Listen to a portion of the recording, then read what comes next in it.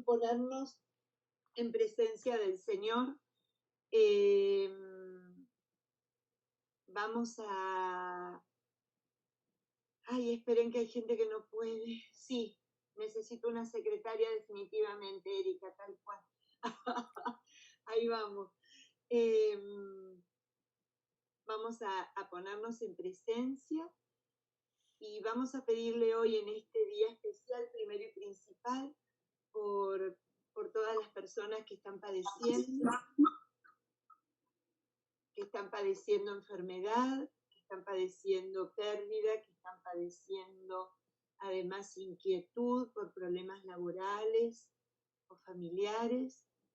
Y hoy especialmente te pedimos por todas las víctimas de Beirut y por la paz del mundo y la paz de nuestros corazones. Escuchen, naciones, la palabra del Señor, anúncienla en las costas más lejanas. Digan, el que dispersó a Israel lo reunirá y lo cuidará como un pastor a su rebaño. Porque el Señor ha rescatado a Jacob, lo redimió de una mano más fuerte que él. Llegarán gritando de alegría a la altura de Sión, afluirán hacia los bienes del Señor. Entonces la joven danzará alegremente, los jóvenes y los viejos se regocijarán. Yo cambiaré su duelo en alegría, los alegraré y los consolaré de su aflicción. Gloria al Padre, al Hijo y al Espíritu Santo. Como era en un principio, y siempre, por los siglos. Ahora y siempre, y por los siglos de los siglos. Amén. Amén. En el nombre del Padre, del Hijo, del Espíritu Santo. Amén. Esto que leí hoy es la lectura sacado de la liturgia de la palabra y es en lugar de un salmo del libro del profeta Jeremías a partir del capítulo 31, del versículo 10 a los siguientes. Encuentran lo que acabo de leer. Bien, vamos a continuar caminando o teniendo esta experiencia hermosa de las mujeres a través de las Sagradas Escrituras.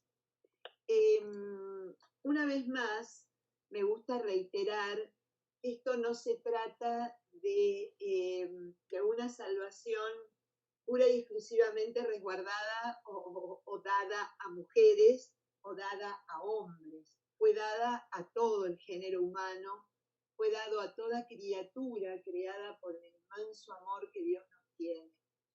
Pero sí lo que estamos haciendo es la mirada o recorriendo las Sagradas Escrituras, especial el Antiguo Testamento, a través de la vida de estas mujeres.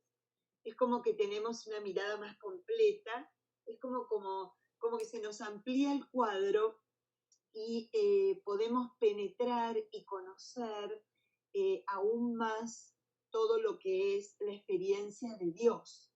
No solo, me reía yo porque el otro día estaba dando una charla en otro lado y decía, qué bárbaro que no es solo a través de Abraham, Isaac y Jacob, sino a través de Sara, Rebeca, Raquel y Lea, ¿no? O sea, podemos ver otra y enfocarnos desde otro ángulo para tener una mirada más amplia. Y de alguna manera reconocernos en alguna de ellas, todos, así como nos reconocemos también en alguno de ellos, todas, ¿no? Es como ampliar y completar esa maravillosa experiencia que siempre encontramos a través de los que nos precedieron y que sus vidas están descritas en la historia de la salvación. Y hoy vamos a seguir. Habíamos llegado y nos habíamos enriquecido tremendamente con el ejemplo, la fortaleza y la maravilla que nos transmitieron las mujeres del Éxodo. Vimos cómo alrededor de la historia de Moisés, que es una historia bellísima, tenemos la historia de un montón de mujeres que tuvieron que ver con él y que tuvieron que ver con esa epopeya maravillosa de la libertad. Hoy vamos a continuar con otras mujeres que destacaron, que fueron destacándose a medida que el pueblo de Israel fue creciendo, fue entrando dentro de la tierra prometida, fue consolidándose como una nación, como un grupo de tribus más organizadas, y también fueron experimentando aquello de cómo se vivió la alianza con Dios a lo largo de la vida. Es muy fácil esto y enseguida se los explico. A medida que el pueblo iba siendo fiel a aquello que Dios le había pedido a lo largo del desierto, cuando les dio el código de la alianza, lo que nosotros conocemos como la ley de Dios, especialmente los 10 mandamientos, veíamos que el pueblo crecía, el pueblo se hacía fecundo, el pueblo se hacía de alguna manera como a ver, vamos a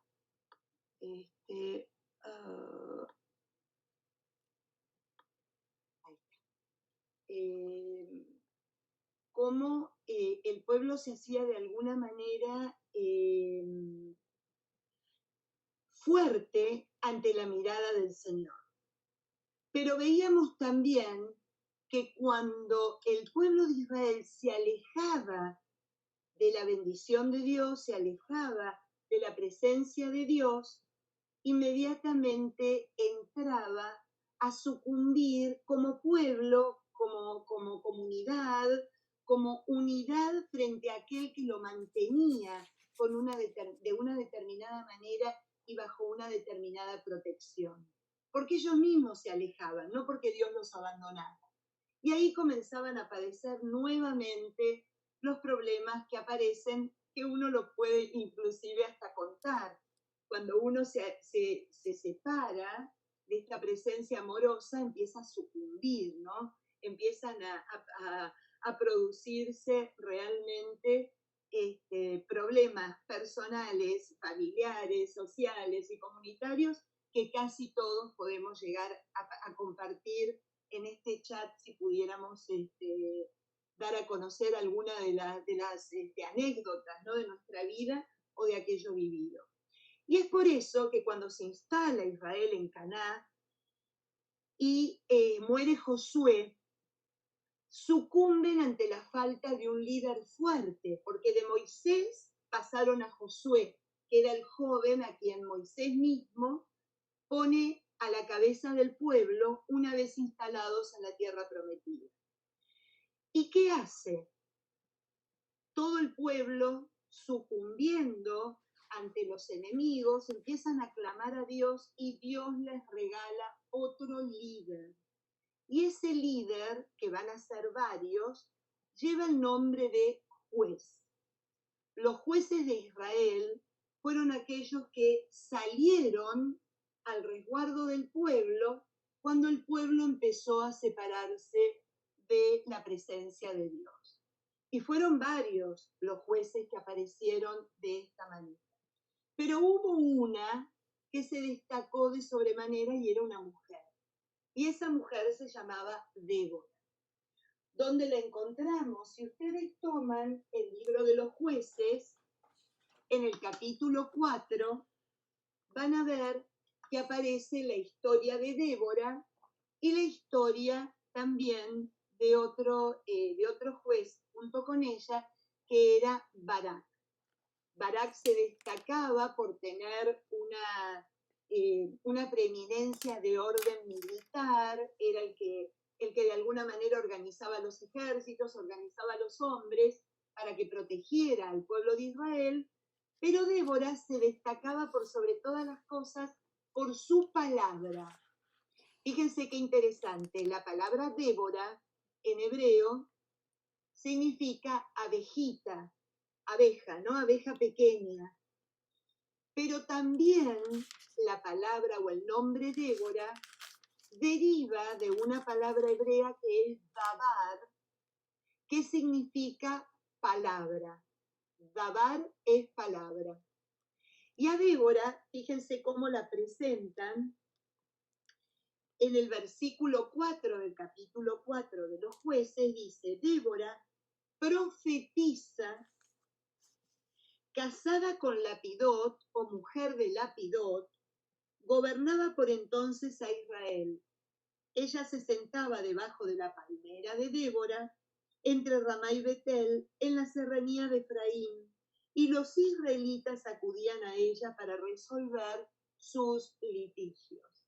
Efectivamente, Débora es una de las tantas profetisas reconocidas hasta el día de hoy, tanto por el judaísmo como por el cristianismo, que se encuentran dentro de las Sagradas Escrituras. Débora era una persona que, según la tradición judía, parece que era casada o no, porque aparentemente la traducción verdadera era Débora, mujer Lapidot, mujer de Lapidot, y Lapidot significa encendido, llama encendida, ¿no? Pasión, en el sentido que a lo mejor, dicen los sabios judíos, no se trataba de que Débora estuviera casada con Lapidot como que fuera una mujer encendida de Dios, y por eso daba su palabra, la palabra de Dios, a todo aquel que se la requería, especialmente, como dice el libro que acabamos de leer, de los jueces, aquellos que buscaban respuesta a algún conflicto. Fíjense ustedes qué interesante, ¿no? La manera como el judaísmo explica, y acuérdense que estamos viendo, muy a propósito, cómo era considerada la mujer dentro del judaísmo y cómo el hecho de pensar de que es una religión que únicamente se manejaba con estándares masculinos no cabe en esto que les estoy contando, como en todo lo anterior, como fue un prejuicio posterior, pero que realmente no se vivía en ese momento, ni es lo que la palabra o lo que la tradición nos quiere transmitir.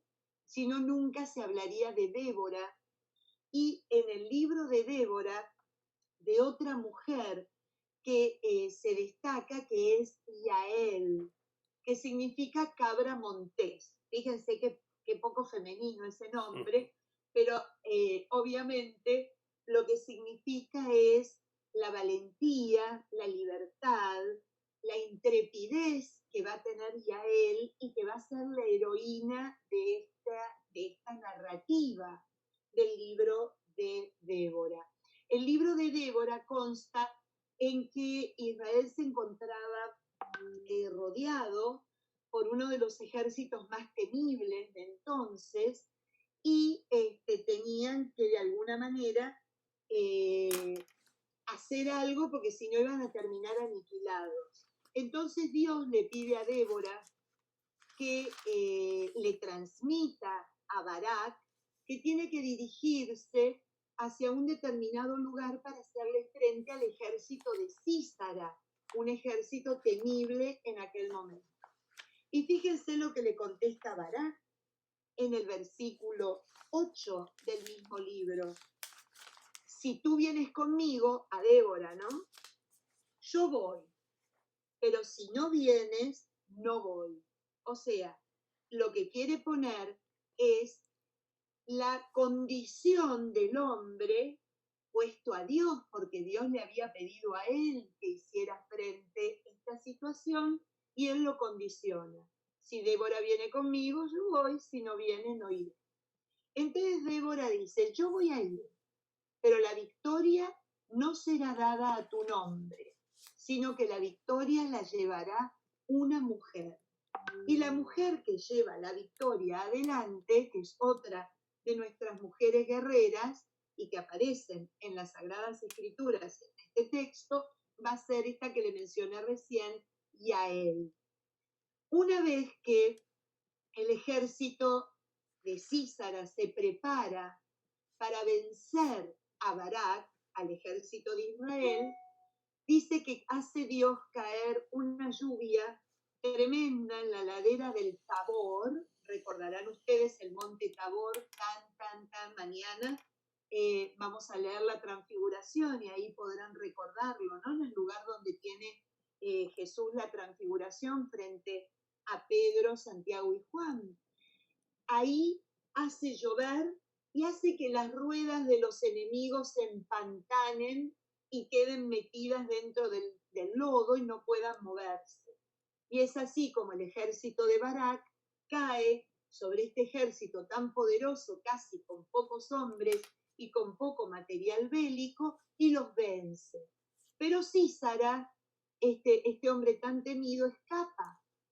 Y al escaparse se va a un campamento de los canitas, que era una tribu amiga, y les pide alojamiento. Ahí lo recibe Yael, y Yael lo hace que pase a la tienda, lo hace descansar, el hombre se queja que tiene sed, le da de beber leche, y el hombre queda dormido, acabado por el cansancio.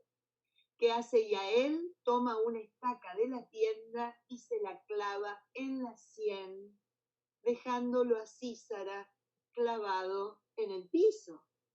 Efectivamente, como Dios le había hecho conocer a Débora, la victoria no iba a ser dada a aquel que dudó, sino a la mujer que tuvo la valentía de enfrentar, número 1, de llevar adelante el pedido de Dios, y número 2, de no tener temor, porque con la confianza y sabiendo que no estaba sola en este menester, pudo enfrentar a la persona más temida de aquel entonces por aquel lugar.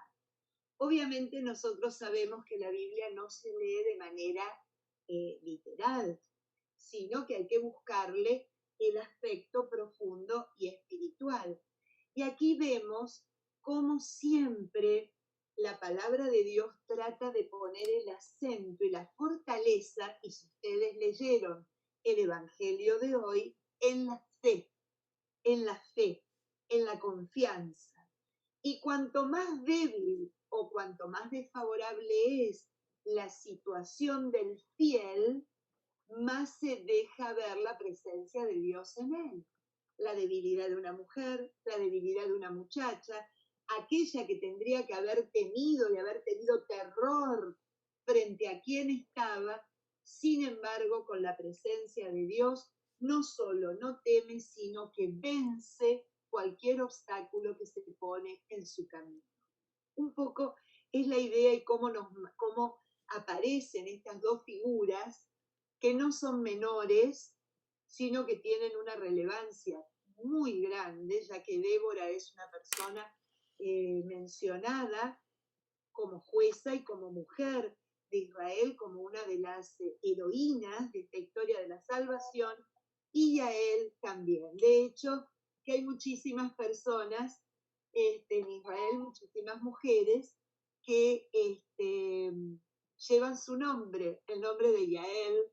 Entre ellas, hasta cuenta la anécdota histórica, esta es muy reciente, que debido a la valentía y a la figura de esta que se destaca en este pequeño trozo del Antiguo Testamento, dicen que el capitán ahora no me sale el nombre, ay, por Dios, ¿cómo se llamaba? Moshe Dayan, algunos de mi edad se acordarán de él, que había perdido un ojo y puso Yael a su hija, para que se den una idea la importancia que tiene para la tradición judeo-cristiana. Vamos a ir ahora. Moshe Dayan.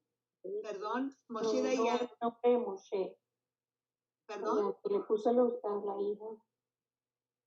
Yael, el nombre de Yael, de la que acabamos de nombrar en el libro de los jueces. Vamos ahora a ver otra mujer, pero que va a ser una guerrera distinta a la que acabamos de mencionar. Las que acabamos de mencionar se destacan por su valentía, por su confianza, por su fe, por la apertura a la palabra de Dios. Todo eso vemos en Débora y después vemos en Yael. Ahora vamos a encontrar en el primer libro de Samuel, capítulo 1, inmediatamente después del libro de los jueces, empieza la historia de Samuel. Para que todos ustedes sepan, para ubicarla en contexto, Samuel es el último de los jueces de Israel. Y en el primer libro, capítulo 1, figura una historia muy peculiar de una mujer muy desgraciada en ese tiempo y triste, que es la historia de Ana. Ana es la mamá de Samuel, pero Ana, casada con un señor que se llamaba Elcaná, enamoradísima de su esposo y él de ella, después de un tiempo de intentar, se dan cuenta de que es completamente infértil. Ustedes saben lo que acarrea ser infértil en aquel entonces. Acarreaba la mal mirada de todos los que rodeaban a la familia, porque si una mujer no daba luz, significaba que no tenía sobre ella la bendición de Dios. Por ende, no era tratada con misericordia ni con benevolencia por parte de los más cercanos. O sea que la mujer sufría por todos los lados. No poder ser madre, el rechazo, la desconfianza, la mala mirada de aquellos que aún ella quería y que eran próximos. Y así es lo que sucede. Fíjense que Elcaná, según la ley que estaba vigente en aquel entonces, y que yo les comenté el primer día del encuentro, toma por esposa a la hermana de Ana, y con ella sí puede tener hijos. Entonces Ana empieza a sentir también el desprecio de su hermana, porque la veía como alguien a quien no había que tratar con misericordia, porque Dios tampoco había tratado con misericordia. Y acá viene la lucha de esta gran mujer. Ana va a ser nuestra guerrera, pero en el plano de la espiritualidad. Va a ser nuestra maestra de oración, como lo es hoy esta cananea del Evangelio de Mateo. Ana va a dirigirse al lugar de oración, que en ese momento era Silo. Era un lugar en Israel, no existía Jerusalén todavía, y se dirige al templo y está en oración mucho rato, en oración dando llantos, dando gemidos, y en una oración que le brota desde el corazón. Fíjense dónde está eso, en el capítulo 1 del libro primero de Samuel, en el versículo 11. Van a encontrar ustedes que ahí comienza esta belleza de oración que hace Ana ante Dios. Señor Todopoderoso, dice, no antes, Ana se levantó y con el alma llena de amargura se puso a rezar al Señor llorando desconsoladamente y añadió este voto. Señor Todopoderoso, si te fijas en la humillación de tu servidora y te acuerdas de mí, si no te olvidas de tu servidora y le das a tu servidora un hijo varón, se lo entrego al Señor de por vida y no pasará la navaja por su cabeza.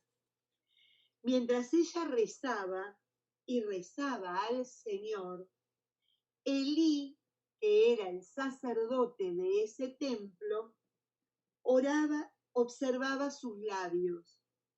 Y como Ana oraba en silencio y no se oía su voz, aunque movía los labios, Elí la creyó borracha y le dijo, ¿hasta cuánto te va a durar la borrachera?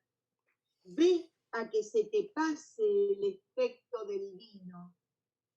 Y aquí la valentía de Ana le respondió, no, no es así, Señor. Soy una mujer que sufre. No he bebido vino ni licor. Estaba desahogándome ante el Señor. No creas que esta servidora tuya es una descarada. Si he estado hablando hasta ahora, ha sido de pura congoja y aflicción. Entonces Elí le dijo, vete en paz, que el Dios de Israel te conceda lo que has pedido. Fíjense qué belleza.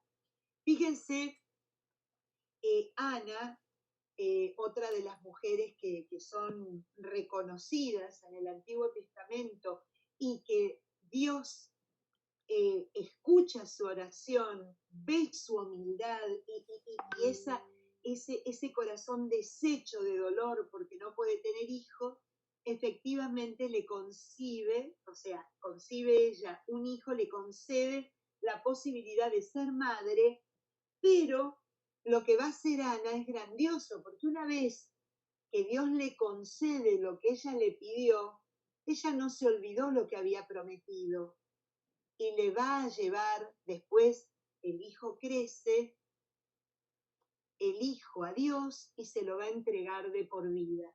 Y ese va a ser Samuel, ¿no? Dios me escucha, Shmuel, o Dios me escuchó, y Shmuel o Samuel es entregado al Señor para que lo sirva a lo largo de toda su vida. Pero ese es otro tema, esa ya es la historia de Samuel. Vámonos a hacer 2 palabritas sobre Ana. Ana primero rompe de alguna manera el estándar de la mujer sumisa o callada. Y número 1, es maestra de oración porque nos enseña que una oración bien hecha es la del corazón, como nos enseñó Santa Teresa a los que pudimos ver las moradas. Es la oración desgarrada, del corazón desgarrada por el dolor. Es una oración con consideración.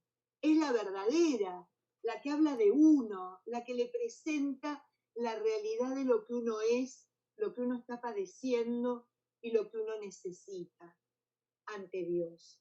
Entonces es maestra de oración, imagínense en un texto tan antiguo, en un momento donde a lo mejor la oración que se conocía era la que se hacía al lado del Arca de la Alianza y por medio de los hombres, ¿no? Una oración litúrgica, una oración comunitaria. Esta va a ser una oración especial, una oración donde dice ella, estaba desahogándome ante el Señor. Y nos enseña cómo también nosotros tener esa oración en nuestra vida. Número 1, eso, ¿no? Que es importantísimo. Pero número 2, cómo no se deja arrebatar por el prejuicio. Fíjense cómo, por eso la valentía, es capaz que desde la verdad, desde el dolor y desde la tranquilidad, contestarle a el sacerdote Elí, yo no estoy borracha, yo estaba desahogándome frente al Señor porque es mucho el dolor que tengo. Y esta contestación de Ana al sacerdote lo ubica, lo libera de un prejuicio y hace que él se asocie también al pedido ante Dios y que Dios te dé lo que vos le estás pidiendo, que te conceda aquello que estás pidiéndole desde tu fe y con tanto dolor. Fíjense qué hermosa también y por algo está escrita esta palabra de esta manera en las Sagradas Escrituras, por algo. Hoy cuando vemos que Jesús le dice a la cananea, bueno, pero no está bien que se le eche el pan de los hijos a los perritos, ¿no? Una cosa que a veces a uno le choca esta contestación del Señor. ¿Cómo Jesús va a tratar de perrito a esta mujer y a su hija, que era la que estaba en dolencia, ¿no? Por la cual la madre pedía la intercesión, ¿no? La oración de intercesión al Señor para que la sane. Sin embargo, la mujer, ¿qué le dice? Sí, Señor, tienes razón, pero ese pero de seguir discutiéndole y de seguir queriéndole sacar a Dios esa voluntad, ¿no? Que se haga tu voluntad, Señor, en mi hija. Yo sé todo, tenés razón, pero si tú quieres, tú puedes. ¿Y qué le termina diciendo el Señor? Mira, qué grande es tu fe, que se haga lo que has pedido. Hoy vemos como un paralelo en esto que acabamos de leer entre la historia de Ana, el sacerdote de Silo, ¿no? Y la historia de la cananea y Jesús. Cómo la oración, cómo se convierten ambas en maestras de oración. Ana y la cananea. Ana y la cananea. Porque fíjense qué historia. Ana tranquilamente podría haber quedado resguardada bajo el hecho de que si yo no soy fértil, será por algo. Y Dios debe haber determinado eso. Yo no tengo por qué salir de esta situación. Nos hace acordar a la hemorroísa, que también se atreve a salir de aquello que la atrapaba y no podía conseguir de Dios la sanación. Sin embargo, el atreverse, el animarse, el no desfallecer en la verdadera fe, hizo que consiguieran las tres un beneplácito por parte de Dios. Es maestra para todos nosotros. Es maestra absoluta, Ana, y es una guerrera como no vamos a encontrar muchas dentro de lo que es la historia de la salvación. Ahora nos vamos a ir a otra mujer, y esa la van a encontrar en la parte de los escritos, ya que nos vamos a ir a la historia de Ruth. Fíjense que otra que nos va a iluminar con su experiencia de Dios y como una mujer guerrera, si la hay, y que también no se dejó, ¿cómo decirles? No se ubicó en una condición que tranquilamente podría haber sido para ella la condición de donde ella puede haberse sentido víctima o una excusa para no salir adelante en su vida, o una excusa para no seguir viviendo. Ténganme el ascensor un minuto. De la manera en que ella creía que servía mejor al Dios de Israel a través de su suegra. Espérenme que la estoy buscando porque la había marcado, pero me di cuenta que junto con Ruth marqué un montón de cosas, entonces claro. Pero qué cosa, que cuando uno más apurado está, no encuentra lo que está buscando. Pero, perdónenme, ahí está. El libro de Ruth. Bien, vamos a hablar de esta mujer también. Gracias. De nada.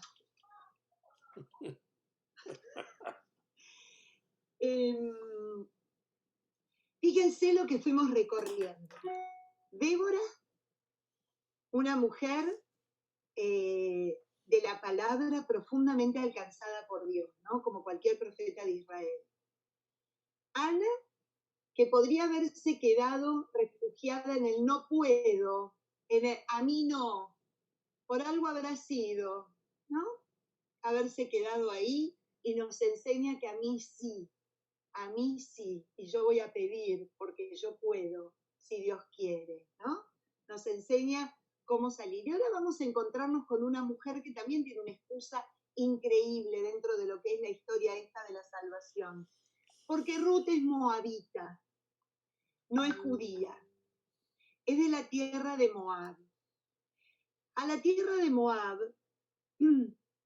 después de muchísimos años de sequía y hambruna en la tierra de Israel, se habían ido a vivir buena parte de judíos, varias familias judías se habían instalado en Moab, que es cruzando el Jordán, ¿no? Hacia el oriente, o sea, hacia lo que sería hoy Jordania, para ponerlo geográficamente.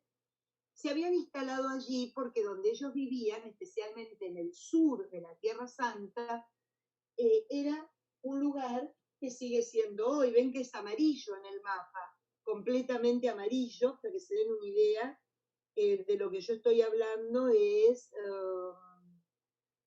en esta zona de acá, ¿no? Completamente amarillo porque es desierto, una zona completamente desértica. Entonces cruzaron y se instalaron del otro lado para por lo menos poder producir algo y no morirse de hambre. Estuvieron allí por años y por años. Y justamente la familia de Noemí se va a vivir con su marido y con sus 2 hijos varones. Sus 2 hijos varones crecen y cuando se casan con 2 mujeres moabitas.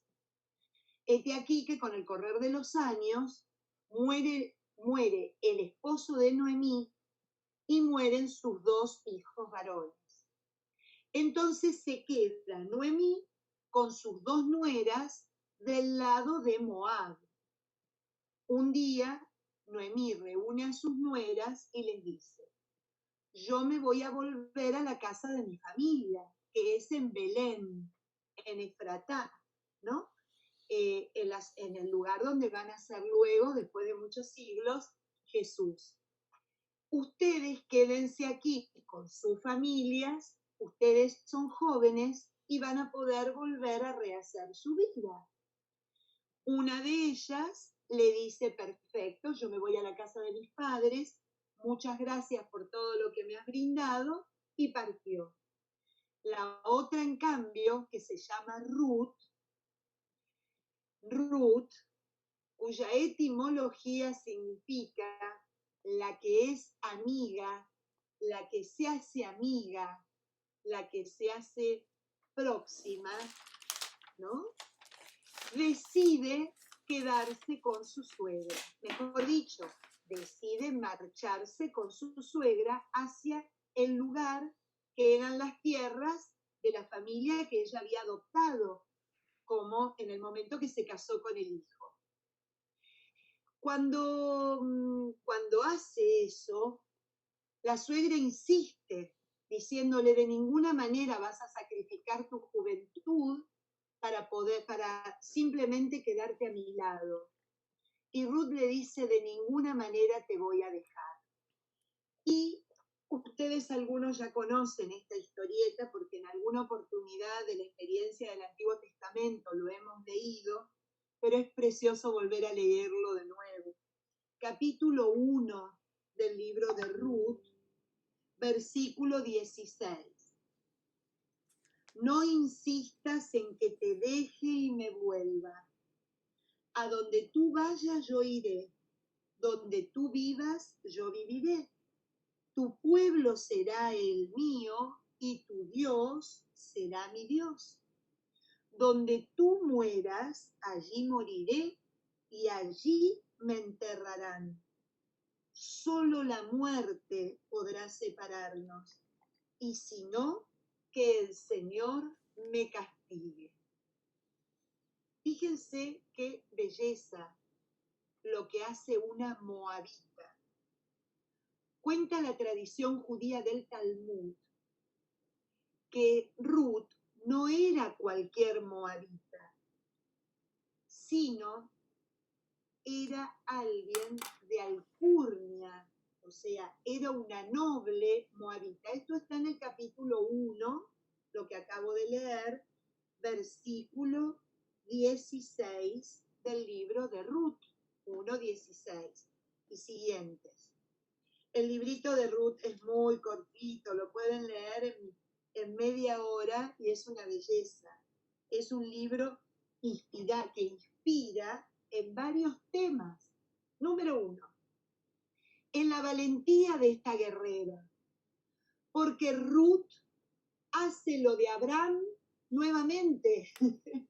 Abandona su tierra, su parentela, su seguridad, su cultura, su posibilidad de seguir en lo conocido y en donde ella se siente perfectamente cómoda, abandona todo eso para ir con su suegra a un lugar inhóspito, que no la estaban pasando bien y que no sabía ella como extranjera cómo le iba a ir, cómo iba a ser aceptada o no. Fíjense de dónde sale Ruth, porque siempre nos quedamos con lo romántico. Y sabemos que es una historia de amor preciosa entre Ruth y Booz, que es el hombre que se enamora de ella perdidamente, pero hay otro detalle. ¿Por qué se enamora Booz de ella? No solo porque debía de ser, no lo dudo, una muchacha muy bella, muy vistosa, pero lo que le enamora a Booz de Ruth es la actitud que tuvo con su suegra. Una actitud que hizo que ella se viera como alguien inspirada por la misericordia, que vive la misericordia, que la actúa y que la ofrece a quien ella consideraba la madre de su amado, porque era la madre del que había sido su esposo. Entonces, fíjense qué hermosa esta historia y qué valentía. Ruth sale del confort, se lanza a lo desconocido, y hay otra característica que aún no mencioné. Cuando Noemí se acerca a su casa en Belén, varias de sus parientes, muchas mujeres de su parentela, están asomadas a la ventana y la ven venir. Y salen corriendo a recibirla. Noemí, Noemí, qué alegría. Y Noemí les grita desde la distancia: no me llamen ya más Noemí, sino mi nombre a partir de ahora es Mara, porque el Dios de Israel ha decidido hacerme vivir la amargura en mi vida. ¿Por qué les dice eso? Porque el nombre Noemí significa dulzura y Mara significa amargura. Otra de las condiciones que le pasaba a Noemí era que, siendo una persona creyente del Dios de Israel, siendo del pueblo elegido, determina para sí que Dios ya lo único que le va a hacer vivir en su vida es amargura, porque lo merece, ¿no? Esta cosa de que nos ubicamos, por eso hago un paréntesis, es tan importante, a mí me parece precioso en nuestra vida espiritual, tratar de contemplar la imagen de qué Dios precede nuestra existencia, porque Noemí tenía la imagen de un Dios que no era el Dios verdadero. Ella se había hecho la imagen de este Dios a quien ella había puesto en una función que Dios nunca se pondría en esa función. Ella no sentía de que este Dios de Israel, el Dios que siempre había estado atento al lamento, al dolor, a la angustia de su pueblo, estuviera atento a su angustia, a su dolor. Y ya había decretado que Dios la había destinado a la amargura y al sufrimiento. Fíjense que eso también nos puede pasar a nosotros.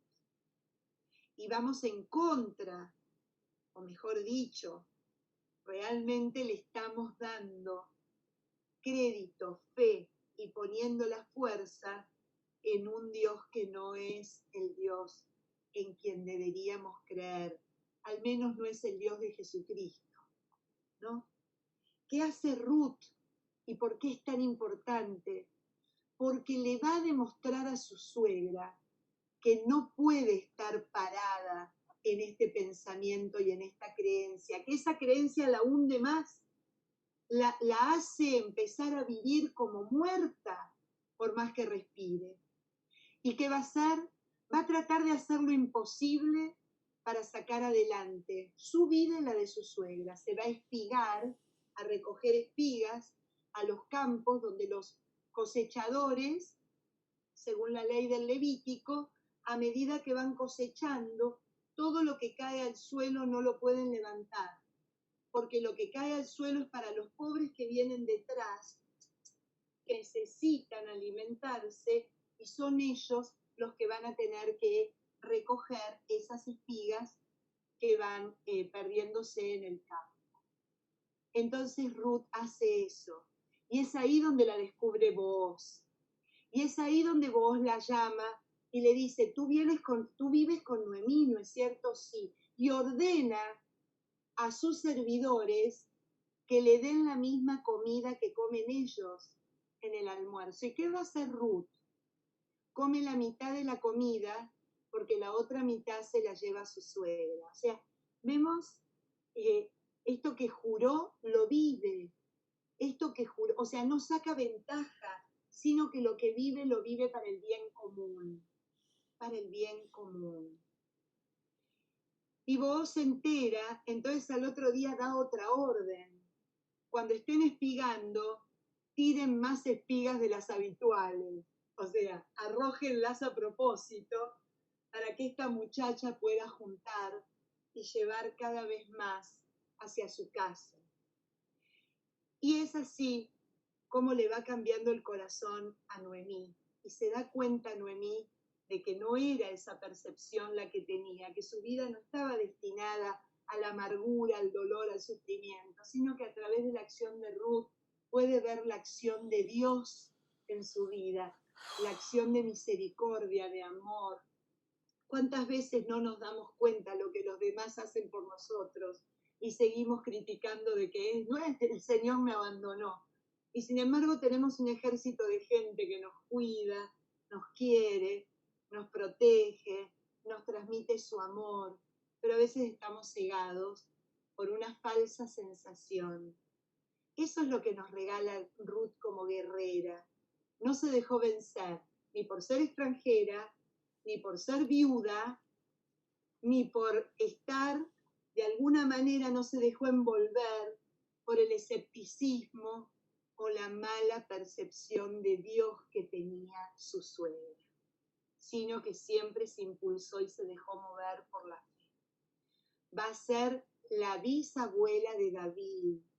Miren ustedes de quién estamos hablando, por eso David es de Belén, es de esa zona, y por eso es que de la tribu de Judá es de donde va a salir el Mesías, y por eso es que va José, que es de esa misma tribu, a hacer el censo, como nos cuenta tanto el Evangelio de Lucas como el Evangelio de Mateo.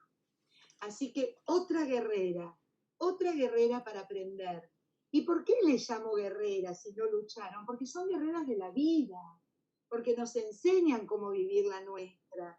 Muchas veces tenemos una fe como un sombrero, que lo usamos como adorno, pero lo que el Señor quiere es que la fe nos toque el corazón, nos moldee el corazón, nos haga realmente receptoras y al haberlo encarnado a Él, operadores de esa fe y de ese Dios dentro nuestro, testigos, ¿no? Apóstoles, especialmente a gente que es como Noemí, que quiere perder la condición de su dulzura para hacerse únicamente cargo de la amargura.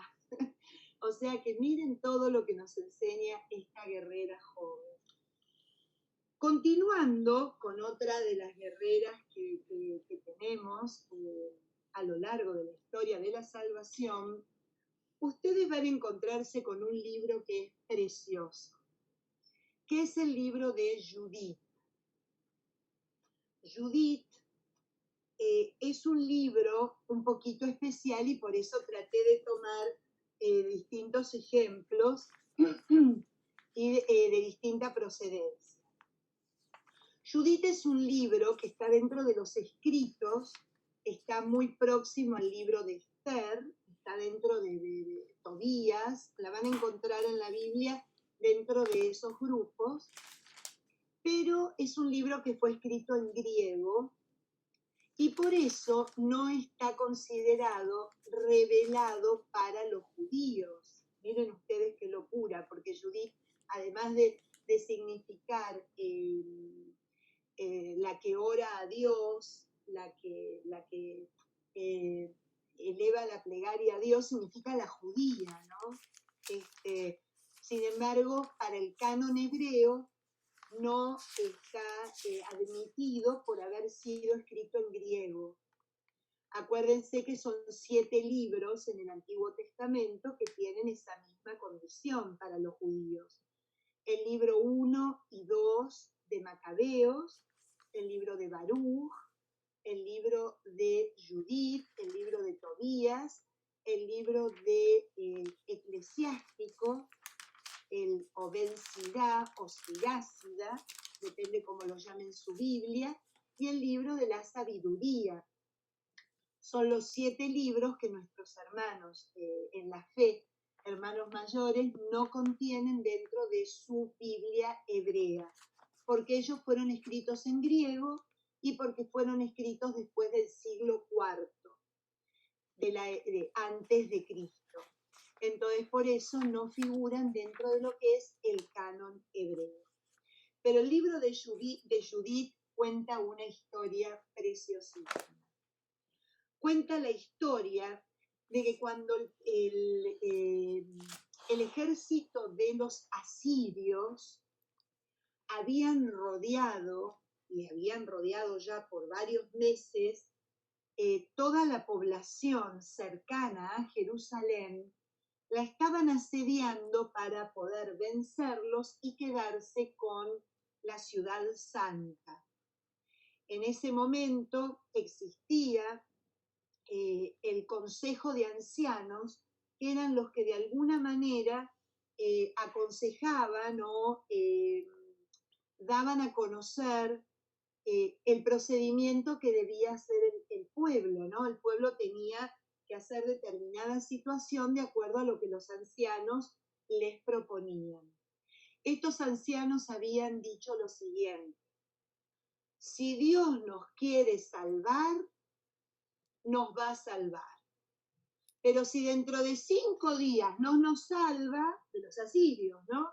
Nosotros entregaremos la ciudad y se la daremos a ellos para dejar de tener este asedio que nos está matando. En una palabra, los ancianos fieles, entre ellos muchos fariseos y muchos hombres de fe, habían tirado la toalla, se habían dado por vencidos y habían dicho lo que a veces hacemos nosotros: si Dios me quiere ayudar, me caerá la ayuda del cielo. ¿Quién es Judith? Judith es una viuda joven, bellísima, que, contrario a lo que nos podemos suponer, había heredado el negocio de su esposo y se había puesto al frente de tal negocio. O sea, siempre nosotros decimos y sostenemos de que las viudas no heredan. ¿Se acuerdan que era una de las características? Esta viuda, no sabemos por qué, hereda todo completito el paquete. No habían tenido hijos, pero ella había asumido ese desafío de seguir adelante con todo lo que su esposo tenía. Y esta viuda toma sus doncellas y se dirige a ver a estos hombres, a este consejo de ancianos. Y le dice: déjenme a mí, confíen en mí. Yo me voy a preparar para enfrentar a Holofernes, al capitán de los asirios, para poder de alguna manera hacer que reviertan el asedio y que no destruyan la ciudad ni tomen el templo de Jerusalén. Imagínense cuando la vieron. Dijeron: pero a ver, admiramos tu valentía, pero va a ser imposible. No, no va a ser imposible. Déjenme a mí. Yo confío en que el Dios de Israel estará conmigo y que el Señor va a obrar de acuerdo a lo que nos prometió siempre. Y bueno, entre dimes y diretes le reconocen los ancianos su valentía y su hidalguía desde jovencita y su inteligencia. Eso es lo que le dicen.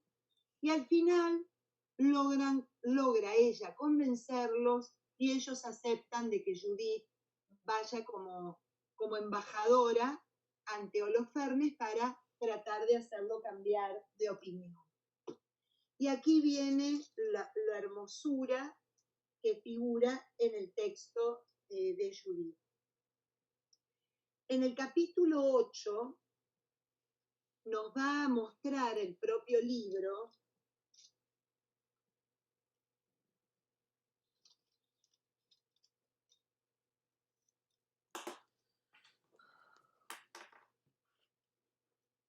Perdón, estoy en el libro de Tobías, no me hagan caso. Estoy en el libro de Tobías, me salteé el libro de Judith. No, está bien, pero igual, miren qué gracioso, era el capítulo 9, no 8. El capítulo 9 de Judith. Van a escuchar ustedes ahora, porque pienso leerla completa, la oración que hace Judith a Dios, y vamos a ver qué hay dentro de esa oración y por qué esta mujer se convierte en ejemplo para todos nosotros. Va a decir así: los ancianos la despiden diciendo: vete en paz, que Dios te guíe para que puedas vengarte de nuestro enemigo, ¿no? Y ella, en el capítulo 1, dice: era el momento en que acababan de ofrecer en el templo de Jerusalén el incienso vespertino. Judith se echó ceniza en la cabeza y, postrada en tierra, se descubrió el sayal que llevaba a la cintura y gritó al Señor con todas sus fuerzas: Señor Dios de mi padre Simeón, al que pusiste una espada en la mano para vengarse de los extranjeros que forzaron vergonzosamente a una doncella, la desnudaron para violentarla y profanaron su seno deshonrándola. Aunque tú habías dicho: no hagan eso, lo hicieron. Por eso entregaste sus jefes a la matanza y su lecho, envilecido por su engaño, con engaño quedó ensangrentado. Heriste esclavos con amos y a los amos en sus tronos. Entregaste sus mujeres al pillaje, sus hijas a la cautividad.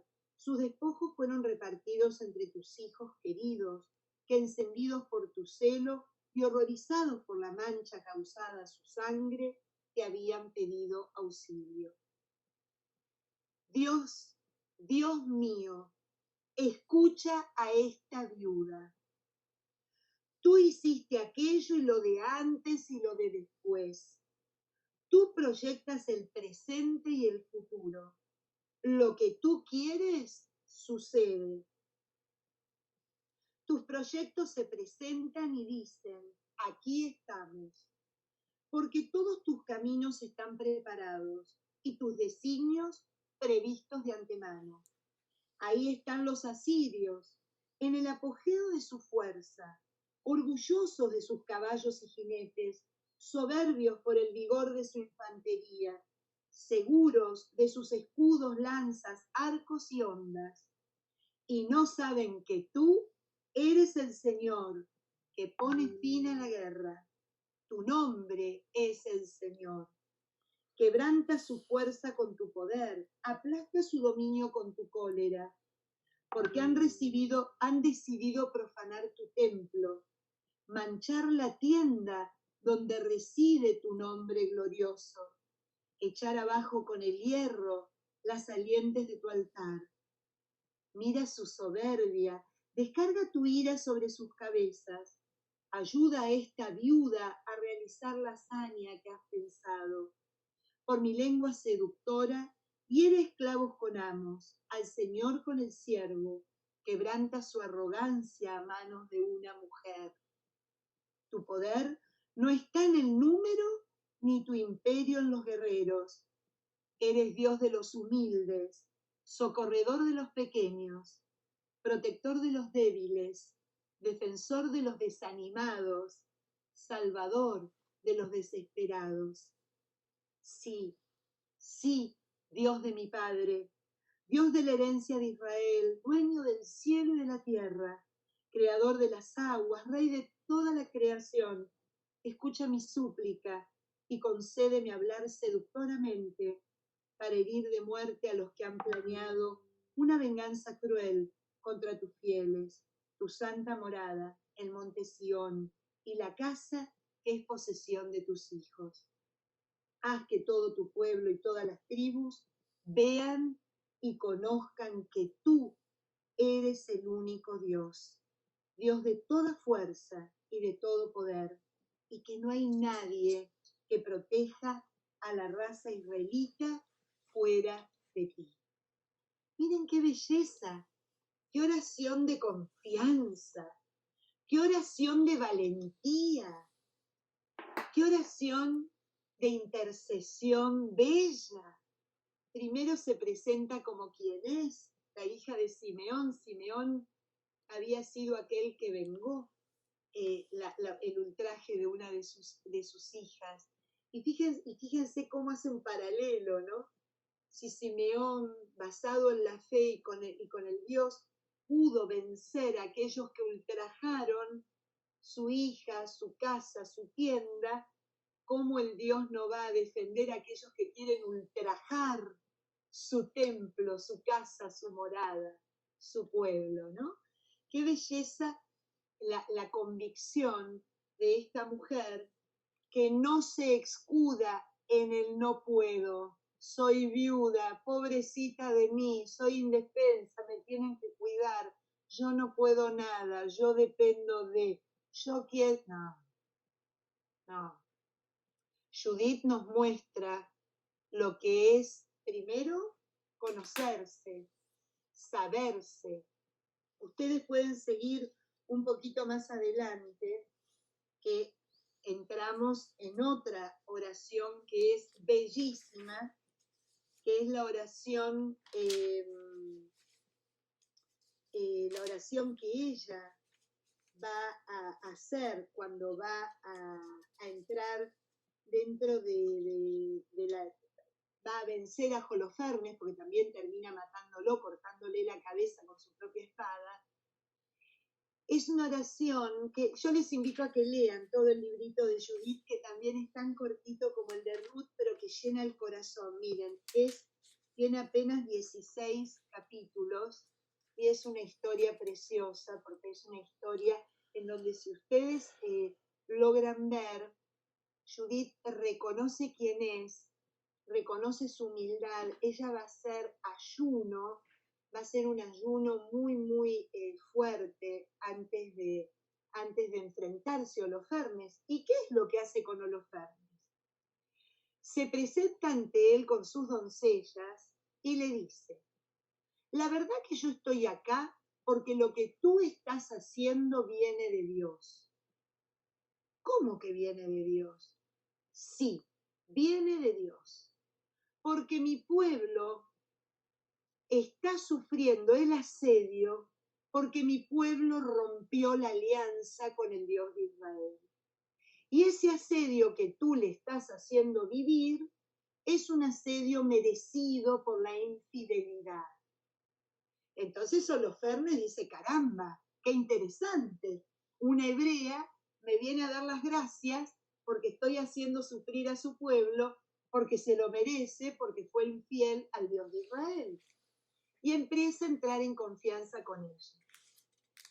Y ella está varios días viviendo con él, 3 días exactamente, ya que a la tercera noche Holofernes comienza a enamorarse, porque además Judith abandona la ropa de sayal, la ropa de penitente, la ropa que había tenido en oración, haciendo ayuno y pidiéndole en humildad al Dios de Israel, que viendo fíjense, ¿no? Su penitencia es una ropa que nos habla de conversión. Ella también pidió la conversión para sí, para poder llevar adelante la misión que Dios le encomendó ante Holofernes, ¿no?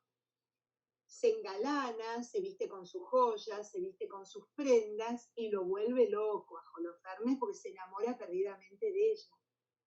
Hasta que a la tercera noche Holofernes decide dar un banquete, invitarla para poder poseerla, porque dice, si yo no la poseo hoy a esta mujer tan bella, tan seductora, todos los hombres de mi campamento se van a reír de mí. Y Judith accede a ir al banquete. Y accede y celebra y está con él y le hace tomar vino. Cuestión que cuando están solos en la tienda de Holofernes, tanto vino tomó el hombre que cayó rendido de la borrachera que tenía y se quedó dormido. Judith toma el arma que había sido de este hombre y le corta la cabeza. Y algo muy notorio. Había conseguido, por el favor que él le había otorgado, porque estaba prendado de su belleza y completamente obnubilado, le había dejado que ella comiera su comida, según la ley de Moisés, y la dejaban salir a ella y a sus doncellas fuera de la tierra en el momento que ella deseara hacer la oración al Dios de Israel. Entonces, después de un rato de estar en la tienda y de haber cortado la cabeza, agarró la bolsa en donde ella traía la ración de comida que usaba para alimentarse y mete ahí la cabeza de Holofernes. Y se la da a sus criadas y las hace salir fuera de la tienda. Cuando la vieron fuera de la tienda, los militares no sintieron ninguna cosa extraña porque era lo que usualmente hacía Judith para rezar a Dios. Pero se escabulle, se escapa y se va hacia la ciudad de Jerusalén. Y entra a la ciudad de Jerusalén con la bolsa, con la cabeza de Holofernes dentro de ella y se la da a los ancianos. Y es así como Israel, de hecho, que es lo que pasó históricamente, Jerusalén nunca cayó bajo la mano y el dominio de los asirios. Es una historia cruenta también, con un final un poco sangriento, pero también nosotros tenemos que ver qué es lo que hay detrás: la fe, el conocimiento de sí misma, los dones que Dios le había dado a Judith y que Judith conocía, que los tenía y que nos habla a nosotros de esto. ¿Cuántas veces en la vida nosotros no podemos enfrentar alguna situación simplemente porque no nos damos cuenta de todos los dones que tenemos, de todo aquello que Dios nos dio, y que reconociendo esos dones, lo único que hacemos es, primero, verlos, segundo, agradecerlos, y tercero, ponerlos a producir. Porque el no puedo no puede estar en la boca de alguien que cree. Porque lo que nos enseñan estas mujeres guerreras del Antiguo Testamento es que la fe obra maravillas cuando yo me doy cuenta de aquello que tengo y ofrezco, en humildad, porque ninguna de ellas se ensorbeció. O sea, no salió Judith a decir, como va a ser Esther también, la reina Esther, que les invito a que lean, es muy parecido el sentido que tiene la historia, ¿no?, de lo que nos quiere transmitir. No buscan su propio reconocimiento, no buscan decir, ¿vieron qué divina lo que conseguí? Eso porque soy bonita y graciosa e inteligente y la mejor de todas, y aprovecharse de eso para dominar al otro. No. Pusieron en juego su talento, el don que Dios le había dado para el bien común, arriesgando su vida para el bien común y trocando la victimización en una acción clara, rotunda y verdadera de cambio. Judith, Esther, Ruth, Yael, Débora, Raquel, Lea, Sara, la mujer cananea, la hemorroísa, nos están preguntando a cada uno de nosotros, ¿y tú qué estás dispuesto a dar? Pero claro, no puedes dar si no reconoces que tienes. No puedes dar si todavía no reconociste aquello que te fue dado, porque lo que te fue dado para que lo pongas al servicio, para que te animes. Y además con un ingrediente, que no estás solo, que no estamos solos, que todo lo podemos en aquel que nos fortalece, como dice San Pablo en Filipenses. Todo lo puedo en aquel que me fortalece. Entonces, la pregunta es, ¿le creo al que digo que creo? ¿Le creo al que digo que creo? Porque hay una diferencia inmensa, y estas mujeres nos los demuestran por la actitud de los contrarios, en creer en Dios y creerle a Dios. Los ancianos creían en Dios y esperaban que la ayuda le cayera del cielo. Judith le creyó a Dios e hizo que la ayuda llegara a través de ella. ¿Ven la diferencia? Y además, que nos hace sentir vivos, que nos hace sentir realmente que todos, absolutamente todos, no importa de dónde vengamos y la situación que estemos atravesando, estamos llamando para una misión en nuestra vida.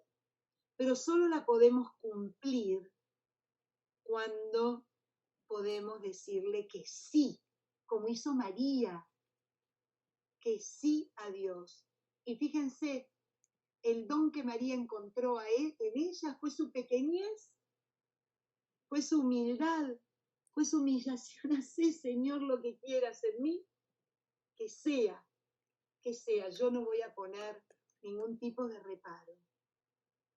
Y eso mismo hicieron las mujeres del Antiguo Testamento. Se la jugaron, porque sabían con lo que contaban y sabían con quién contaban, que es mucho más importante. ¿Con qué y con quién? ¿Nosotros podemos decir lo mismo? Creo yo que estas mujeres nos dejan pensar. Y mucho más en tiempo de pandemia, y mucho más en tiempo de challenge. No me sale challenge en español, qué barbaridad. En donde desafío, ¿no? Reto, desafío, gracias. Mucho más. Donde tranquilamente podemos elegir o quedarnos de brazos cruzados y que sea que venga el Señor y ayude a que desaparezca el odio del corazón de fulano que quema iglesias, que hace atentados, que persigue, que va en contra del hombre mismo, o yo ser un instrumento de paz, como nos dice San Francisco. Porque el cambio empieza en nuestro corazón, pero se extiende por el mundo entero, pero tiene que empezar algún momento en nuestro corazón. Y creo que lo que vimos hoy nos sobra como ejemplo, y todavía no entramos en el Evangelio, mamma mía. Cuando entremos en el Evangelio, ya ahí, pero no tenemos excusa, solamente tenemos posibilidades, porque Dios a todos nos dio aquello que tenemos que descubrir para ponerlo al servicio y hacer que el mundo sea un lugar mejor para todos. Y no es una utopía, es un must, es una obligación, es un deber. Debemos hacerlo de esa manera. Porque si no, recuerden cómo termina la parábola del talento. Hablo de esa porque es del que quiero hablar. Termina quitado el talento y otorgado al que tenía la capacidad máxima. Así que creo que vale la pena. Miren, hay como 23 preguntitas en el chat o comentarios. Me voy a poner los anteojos para poder ver a ver si hay alguna pregunta. Perdón, mientras tanto, si alguien quiere preguntar, comentar, oponerse, lo que quieran. Pati. Sí, Dani. Perdón, espera que me saque que no se me ve. ¿Cómo estás? Mira, Muy yo bien, en el chat Dani. puse que en Netflix o en YouTube, ahora no me acuerdo, hay una película muy linda sobre la reina Esther, Sí, claro que que la sí. recomiendo. ¿Cómo no? Sí, sí, sí. Y después también Claro, Caravaggio, la famosa. ¿cómo se llama? Hay unas pinturas súper lindas de Caravaggio y Artemisia Gentileschi que ponen, pintan la escena de Holofernes. Que se la súper recomiendo que la busquen, por internet la van a encontrar. Una está en Milán y la otra no sé, pero si bueno, creo que una tiene que estar en el Prado, seguro, hay una en el Prado. Ajá, y otra en el Prado hay varias, porque esta escena de Judith con Holofernes ha sido muy, muy, muy pintada, muy, muy retratada, ¿no? ¿Cómo se llama la película de Esther? Esther. Sí, creo que se llama Esther o Reina Esther, algo así. Sí. Yo la he visto. Esther, creo que es. Sí. Patricia, yo te puse una pregunta en el chat. Pero espera, porque todavía no llegué a ver dónde. Mi libro, yo tengo un libro viejo de mujeres de la Biblia y dice que el personaje de Judith es un personal ficticio, pero que te enseña el poder, o sea, te dicen exactamente, es un personal ficticio, pero su historia toma lugar en algún momento del reino de Nabucodonosor. Ajá.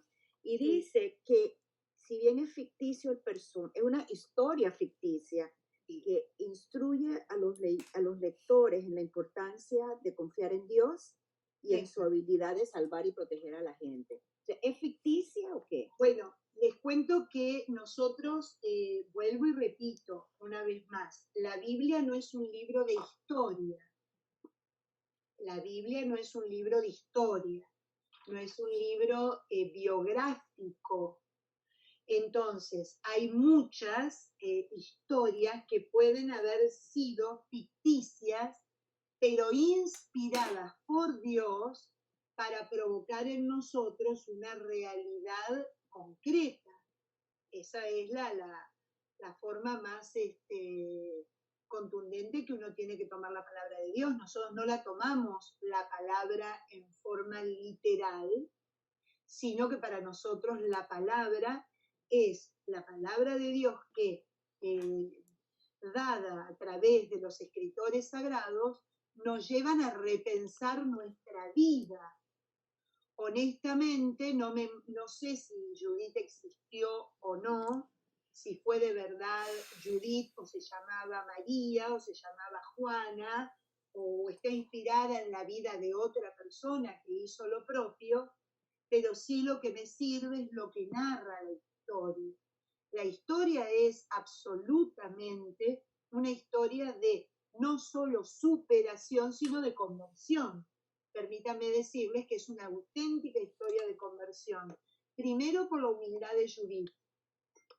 Segundo, por la actitud penitencial de Judith, que ante una misión encomendada por Dios hace penitencia. Ella empieza por ella misma el proceso de conversión. No le pide a otros que lo hagan, sino es ella la que empieza, ¿no?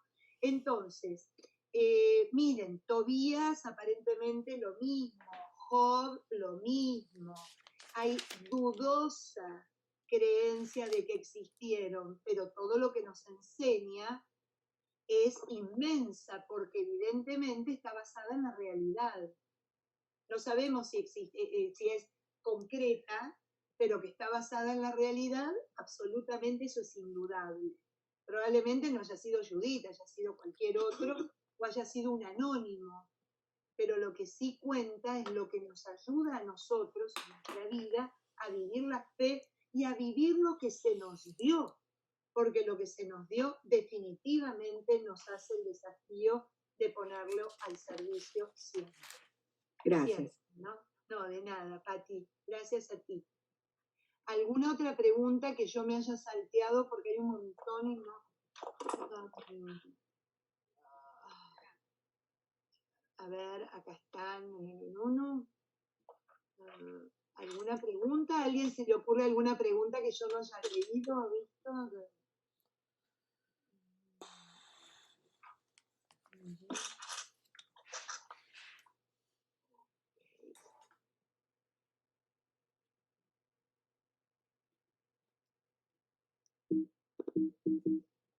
Sí, les quiero aclarar algo. Yo tuve que remover a una persona porque me parecía que estaba totalmente inapropiada. Así que disculpen si alguno conocía a esa persona, yo tuve que removerlo. Digo, por si alguno después lo buscó y no lo está, yo procedí a removerlo no lo conocía, entonces decidí hacerlo porque sé que suele ocurrir en algunos Zoom, no sabemos cómo se meten, pero se meten. Entonces, bueno, sé que he conocido de alguien, luego que le digan en tal caso que entre sin camarita la próxima. Bien. Bueno, son todos piropos que no pienso leer.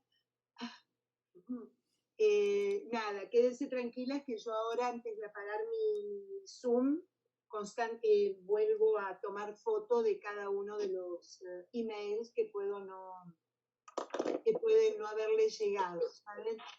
Así que, bien. Claro que sí, las nuevas aprovechen a anotar el email en el chat antes de que lo cierre para poder incorporarla con muchísimo gusto. Ahí nos está mostrando un cuadro, Cecilia, de Judith con Holofernes. No sé si lo ven. Ceci es uno de los... Hay otros que son... Ceci, no sé de quién es ese. Ceci, ¿de Caravaggio? No. El de Caravaggio es más... ¿Es de Caravaggio? Ah. No, son muy, muy conocidos. Así que bueno, espero que les hayan gustado nuestras mujeres del Antiguo Testamento. La semana que viene, que es el día que concluimos ya esta etapa, luego empezamos a fin de mes nuevamente, vamos a... No se pongan tristes las que recién empezaron porque arrancamos a fin de mes de nuevo. Así que para la semana que viene vamos a ver las mujeres en el Nuevo Testamento o en el Evangelio. Voy a dar un paneo general de cómo es la mujer, porque el Evangelio sin las mujeres no se puede concebir, empezando porque el Señor nació de María Santísima. Así que va a pasar a ser la mujer más importante de toda la Biblia. Eso ya lo veremos la semana próxima. Si Dios lo permite, nos vamos a volver a reunir, déjenme que les diga enseguida, el 26 de agosto nuevamente. Les quiero comentar algo antes de terminar, algo que se nos ocurrió. Resulta ser que nosotros este año teníamos 2 peregrinaciones a Israel que por obvias razones no pudimos hacer. Se imaginan que estamos, no es necesario explicar por qué, ¿verdad? Pero entonces, pensando, nosotros hace ya muchos años que trabajamos con un guía que se llama Sebastián y que muchos de los que están aquí presentes lo conocen, que queremos mucho, mucho, mucho, y quiero contarles que para nosotros la tragedia que está pasando la gente de Israel tiene nombre y apellido, porque ellos viven definitivamente de las peregrinaciones. Entonces imagínense que eso atraviesa el país, no importa la fe que tengas, atraviesa el país de norte a sur y de este a oeste, ¿no?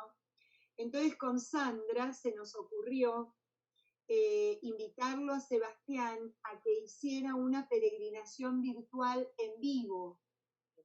Y vamos a tener, creo yo que dentro de 15 días arrancamos con una peregrinación por la Tierra Santa. Vamos a empezar por Jerusalén, para terminar en la Galilea, en donde Sebastián va a ir recorriendo con nosotros, porque va a ser en vivo, no va a estar grabado ni nada, en donde nosotros también vamos a tener posibilidad de preguntarle todo aquello que nos está mostrando, de qué se trata y demás. Y obviamente, humildemente, lo voy a acompañar con las meditaciones bíblicas. Yo le ofrecí esto a él, pero esto lo estamos haciendo para ayudarlo. O sea, yo no tengo nada que ver, lo único que hacemos es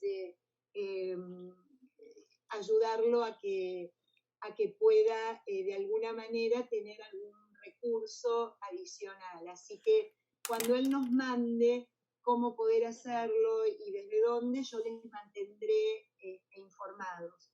Simplemente se los quería comentar porque así cuando les llegue el email saben de qué se trata. Seguramente va a ser por Zoom.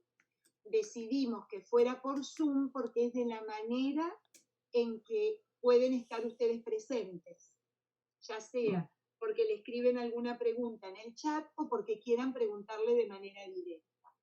Así que con Sandrita estamos organizando. Sandra, ¿estás ahí? Acá estoy, mi Patri. Ah, entonces a lo mejor tú explicas mejor la cosa. No, para nada, por Dios. La idea es iniciar, como dice Patri, vamos a tener primero una serie de 4 lunes y vamos a hacer ese recorrido maravilloso con él en vivo y acompañado de la meditación de Patri en cada lugar. Tener eso como una experiencia. Yo lo veo hasta como un retiro porque ir acompañándolo desde el Monte de los Olivos, bajar a Dominus Flevit, después recorrer todo el camino del Vía Crucis, terminar en el Santo Sepulcro, y él ahí mostrándonos desde su parte histórica y cultural y terminar con la meditación de Patri del Evangelio. Nos pareció una idea maravillosa y en la medida ayudándolo a él como padre de familia, de 4 chicos y de toda esta industria turística en Israel que está pasando, así que nos pareció una idea maravillosa. Lo que estoy oyendo es que le vamos a contribuir cada uno con un costo específico. Correcto. Okay, perfecto, me parece fabuloso. Sí, porque la verdad que ya saben que creo que, miren, ustedes muchos no me conocen, hay muchos que sí, pero hay muchos que no. Nosotros las peregrinaciones las vamos organizando y, por ejemplo, los sacerdotes que nos acompañan, en la mayoría de las oportunidades son sacerdotes de países que no tienen ni por sueño poder ir a Tierra Santa. Y no solo eso, sino que además colaboramos con ellos de manera concreta económicamente para que puedan llevarle a su lugar de origen el dinero para poder ayudar en las comunidades. Porque la peregrinación no es un viaje turístico, sino en realidad tiene como fin el poder ayudar a otros. Les cuento un detallito, en alguna oportunidad, hasta cuando podemos, invitamos a que los peregrinos, cuando compran tantas cosas, van con su equipaje tan cargado, les pedimos que nos den la ropa y con Sandra, el último día, vamos a los barrios pobres de Jerusalén y donamos la ropa. Vamos con Sebastián y llevamos las bolsas y también hacemos un trabajo social, porque realmente creemos que se trata de eso, ¿no? Peregrinar no es ir de turismo, sino que es tener una experiencia de Dios, caminando su tierra santa, recorriendo su vida en la nuestra y promoviendo de alguna manera. Bueno, se nos ocurrió porque es una manera también de ayudar a quien tanto nos ayuda y tanto se ofrece. Los que lo conocen pueden dar fe de ello. Cada vez que vamos da mucho más de lo que tiene que dar, porque es un ser extraordinario y de hecho yo no hago ninguna peregrinación si él no puede acompañarme, porque para mí es importante el guía, ¿no? Así que... Para terminar, Patri, él propuso va a mostrar la Jerusalén moderna, en cómo está el barrio musulmán, el barrio cristiano, el barrio judío, cómo interactúan entre ellos, la vida de hoy un poco también en Jerusalén. Para terminar, lo propuso. Ah, qué bueno, qué bueno. Bueno, así que cuando les invitemos ya saben a qué los estamos invitando.